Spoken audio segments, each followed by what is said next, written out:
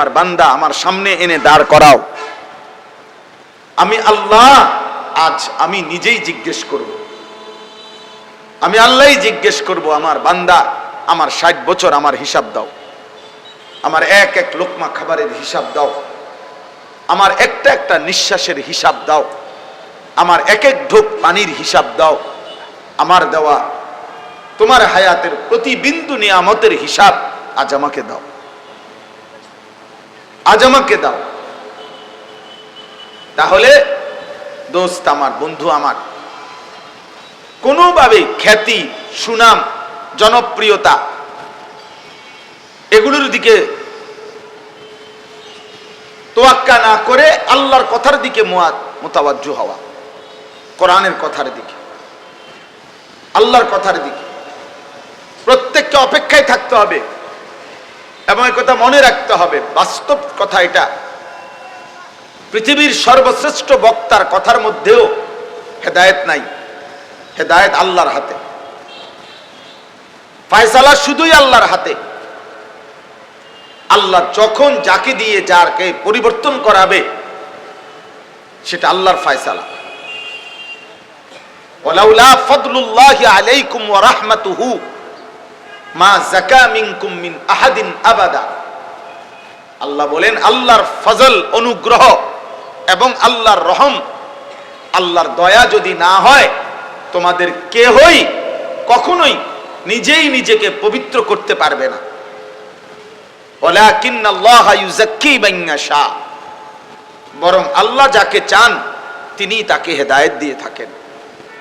এজন্য পরিবর্তন আল্লাহর হাতে, মানুষের জিন্দেগি বদলানো আল্লাহর হাতে। গুনার রাস্তা ছেড়ে দিয়ে আল্লাহর গোলামি আর বন্দিগি করা, কুফর আর শিরিক ছেড়ে দিয়ে ইমানের ছায়াতলে আসা, সমস্ত নাফরমানি থেকে তওবা করা, আল্লাহর দিকে ফিরে আসা, এই তৌফিক, এই সিদ্ধান্ত, এই পরিবর্তন, এটা শুধুমাত্র আল্লাহর একক ফয়সালা, একক ফয়সালা। যাকে দিয়ে আল্লাহ চান, যখন আল্লাহ বলার, কখনো বেশি মানুষ, কখনো কম মানুষ। আমি ব্যক্তিগতভাবে 4 জন মানুষের সামনে ওয়াজ করছি, 4 জন গোনা মানুষ। আমি ব্যক্তিগতভাবে 20 জন মানুষের সামনেও 4 ঘন্টা, ঘড়ির ঘন্টা ওয়াজ করছি, খালাস, আল্লাহর জন্য। তিনি যখন যেটুকু চাচ্ছেন, চাইবেন। জনপ্রিয় বক্তার আগে জনপ্রিয়তা ছিল না, জনপ্রিয় বক্তার কয়দিন পরে জনপ্রিয়তা থাকবে না, কিন্তু আল্লাহর দ্বীন থাকবে, কোরআনের কথাও থাকবে, ইসলামের বাণীও থাকবে। আল্লাহ তাআলা যখন যাকে যেটুকু ব্যবহার করেন, কাজে লাগান, এটা মালিকের ইহসান, এটা মালিকের দয়া। প্রকৃত অর্থে হেদায়েত, পরিবর্তন জীবনের আল্লাহর হাতে, আল্লাহর হাতে, আল্লাহর হাতে। এটা জরুরি। কোরআনুল কারীমের মধ্যে আশ্চর্য আয়াত আছে। হযরত নূহ আলাইহিস সালাম 950 বছর আল্লাহর পথে মানুষকে ডাকছেন, 950 বছর। এটা দোস্ত খামখেয়ালি কথা না। 950 বছর কল্পনা করলে বিশাল ব্যাপার, বিশাল ব্যাপার। আমরা 2 মাস ওয়াজ করে বাঁকা হইয়া যায়। আমগরে মানুষ বলে, হুজুর শরীরে যত্ন নেন, আরো বিশ্রাম করেন, আরো শুইয়া থাকেন। হযরত নূহ আলাইহিস সালাম বলছে, আল্লাহ আমি 950 বছর, রব্বি ইন্নী দাআউতু কওমি লাইলান ওয়া নাহারা, রাতেও ডেকেছি, দিনেও ডাকছি। আপনার বান্দাদেরকে আমি আল্লাহ রাত্র দিন দাওয়াত দিয়েছি। 950 বছর। আমরা রাতে বয়ান করলে দিনে লম্বা না ঘুমাইলে টিকতে পারবো না, এমন হালাত শরীরে। দিনে জাগলে রাতে ঘুমাইতে হয়। পরিশ্রম 1 ঘন্টা করলে 3 ঘন্টা বিশ্রাম করতে হয়।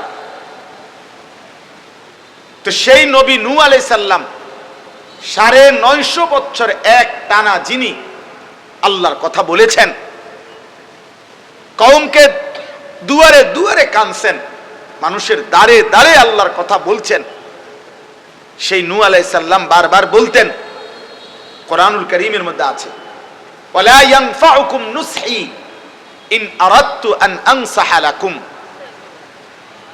হে আমার জাতি, আমার উপদেশ, আমার নসিহত, আমার ওয়াজ, আমি যতই তোমাদেরকে উপদেশ দিতে চাই কোনো উপকারে আসবে না।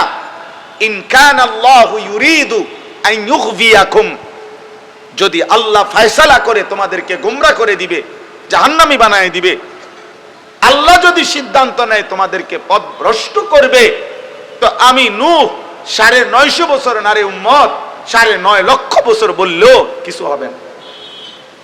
হুয়া রাব্বুকুম ওয়া ইলাইহি তুরজাউন, তিনি তোমাদের রব, তার কাছেই তোমাদেরকে ফিরতে হবে। এর চাইতে স্পষ্ট আয়াত আর কি হইতে পারে? নবী সাল্লাল্লাহু আলাইহি ওয়াসাল্লাম 38 বছর একটানা আবু তালেব নবীজির অভিভাবকত্ব, নবীজিকে সুখে দুঃখে আগলায়া রাখছে। 12 বছর বয়সে আব্দুল মুত্তালিব দাদা নবী সাল্লাল্লাহু আলাইহি সাল্লামকে আবু তালেবের হাতে তুলে দিয়ে গেছে। নবী সাল্লাল্লাহু আলাইহি সাল্লামের বয়স যখন 50, তখন আবু তালেব ইন্তেকাল করছে। 12 থেকে 50 38 বছর, এই 38 বছর একটানা সুখে দুঃখে যিনি আগলায়া রাখছেন, ইন্তেকালের পূর্ব মুহূর্তে আল্লাহ নবী সাল্লাল্লাহু আলাইহি সাল্লাম সেই 40 থেকে 50 10 বছর চাচাকে তো কালেমার দাওয়াত দিছেই একটানা, এরপরেও ইন্তেকালের পূর্ব মুহূর্তেও চাচার পাশে বসে আল্লাহ নবী বারবার বিশুদ্ধ বুখারীর রিওয়ায়াত বলতেছিলেন, কুল লা ইলাহা ইল্লাল্লাহ কালিমাতান আশহাদু লাকা বিহা ইনদাল্লাহ। চাচা একবার বলেন লা ইলাহা ইল্লাল্লাহ। চাচা এটা এমন এক কালেমা, আপনি যদি একবার বলে রাখেন, আমি ওয়াদা দিচ্ছি আপনার জন্য আমি কিয়ামতের দিন আল্লাহর কাছে সাক্ষ্য দেব। আপনি বলেন চাচা। হাদিসের মধ্যে আছে, হযরত সাঈদ ইবনুল মুসাইয়াব রাহিমাহুল্লাহ থেকে বর্ণিত, আবু জাহেল এবং উমাইয়া ইবনে খালফ, এই দুই বেঈমান আবু তালেবের পাশে তখন বসা ছিল। উমাইয়া ইবনে খালফ তখন বারবার বলতেছিল, আতারগাবু আম মিল্লাতে আব্দুল মুত্তালিব, হে আবু তালেব, দোস্ত বন্ধু, এতদিনের আমাদের এক বয়সী আমরা, তুমি কি তোমার বাবা আব্দুল মুত্তালিবের দিন ছেড়ে দিবা? মূর্তি পূজা ছেড়ে দিবা? তুমি এই পৌত্তলিকতা, আমাদের এতদিনকার ধর্ম বিশ্বাস ছেড়ে দিবা এখন মৃত্যুর মুহূর্তে? হাদিসের শব্দ হইল, ফালাম ইয়াজাল রাসূলুল্লাহ সাল্লাল্লাহু আলাইহি সাল্লাম ইয়ারিদুহা ইলাইহি ওয়া ইউঈদুহু তিলকাল মাকালা।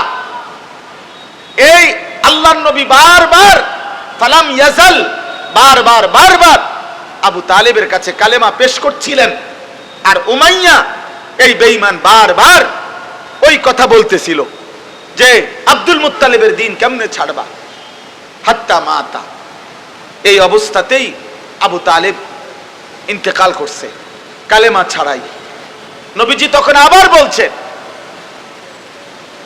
যখন ইন্তেকাল করছেন এবার আর চাচাকে কিছু বলার সুযোগ নাই, তো এবার তিনি নিজে নিজে বলছেন, লা আস্তাগফিরান্না লাকা মা লাম উনহা আনকা, আল্লাহ আমারে যতক্ষণ নিষেধ না করবে আমি ততক্ষণ আপনার জন্য চাচা আমি আপনার কাছে আল্লাহর কাছে ক্ষমা প্রার্থনা করব। এরপরে আল্লাহ তাআলা সরাসরি নিষেধ করছেন, মা কানা লিন নাবিয়্যি ওয়াল্লাযীনা আমানু আন ইস্তাগফিরু লিল মুশরিকিন ওয়ালাউ কানু উলি কুরবা মিন বাদি মা তাবায়্যানা লাহুম আন্নাহুম মিন আসহাবিল জাহিম। আল্লাহ বলছে, বন্ধু সাবধান, কোন নবী কিংবা ইমানদারের জন্য অনুমতি নাই কোন মুশরিক বেঈমানের জন্য, চাই সে একেবারে নিকটতম আত্মীয় হোক, তার জন্য আমি আল্লাহর কাছে ক্ষমা প্রার্থনা করার কোনো অনুমতি নাই। আপনি হাত নামান। দোস্ত আমার, এই কথাটাই আপনাকে ভাবতে হবে। আবু তালেবের জন্য হাত উঠাইছে যিনি, মৃত্যুর পরেও তিনি মুহাম্মদুর রাসূল সাল্লাল্লাহু আলাইহি সাল্লাম। আর আল্লাহ পাক কার হাত নামায় দিলেন? তিনি সেই বন্ধু, আল্লাহর কলিজার টুকরা, ওই মালিকের এর চাইতে প্রিয় বন্ধু আপনজন আর কেউ নাই। ইনি ওই মালিকের হাবিব, তিনি আল্লাহ তাআলার মাহবুব, আল্লাহর সর্বোচ্চ সবচেয়ে ভালোবাসার জন, আপন জন, আল্লাহ সবচেয়ে প্রিয় জনকে বললেন বন্ধু হবে না, আপনার হাত নামান, নামান হাত, আপনার হাত নামান। ইন্নাকা লা তাহদি মান আহবাবতা, আপনি একান্ত চাইলেও আপনি হেদায়েত দিতে পারবেন না।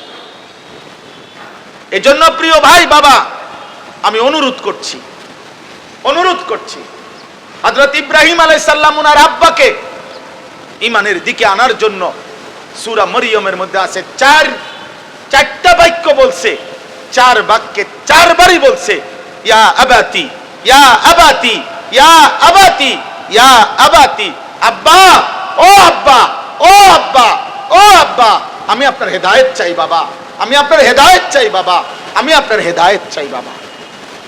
ইয়া আবাতি লিমা তা'বুদু মা লা ইয়াসমাউ ওয়া লা ইউবসিরু ওয়া লা ইউগনি আনকা শাইআ, ইয়া আবাতি ইন্নী ক্বাদ জাআনি মিনাল ইলমি মা লাম ইয়াতিকা ফাত্তাবি'নি আহদিকা সিরাতান সাওয়্যা, ইয়া আবাতি লা তা'বুদিশ শাইতান ইন্নাশ শাইতানা কানা লির-রাহমানি আসিয়্যা, ইয়া আবাতি ইন্নী আখাফু আন ইয়ামাসসাকা আযাবুম মিনার রাহমান ফাতাকুনা লিশ-শাইতানি ওয়ালিয়্যা।